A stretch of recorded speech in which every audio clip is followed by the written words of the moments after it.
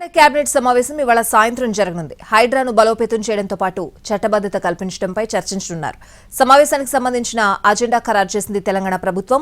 వర్షాలు, వరదలు, కేంద్ర సాయంపైన సమావేశంలో చర్చిస్తారు. ఇవాళ తెలంగాణ కేబినెట్ సమావేశం జరగనుంది. ఇటీవల కురిసిన భారీ వర్షాలు, వరదల కారణంగా పంటలు తీవ్రంగా దెబ్బతిన్నాయి. పల్లెలు, పట్టణాలు అనే తేడా లేకుండా వరద తాకిడికి ప్రజలు భారీగా నష్టపోయారు.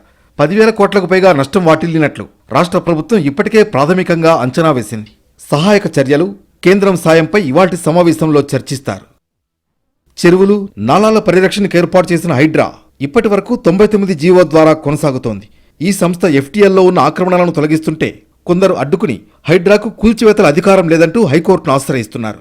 ఈ నేపథ్యంలో హైడ్రాకు చట్టబద్ధత కల్పించే ఆర్డినెన్స్ అంశంపై కేబినెట్ నిర్ణయం తీసుకోనుంది. ఇక 3 యూనివర్సిటీలకు పేర్లు పెట్టే అంశం కేబినెట్ సమావేశంలో చర్చకు వస్తుంది.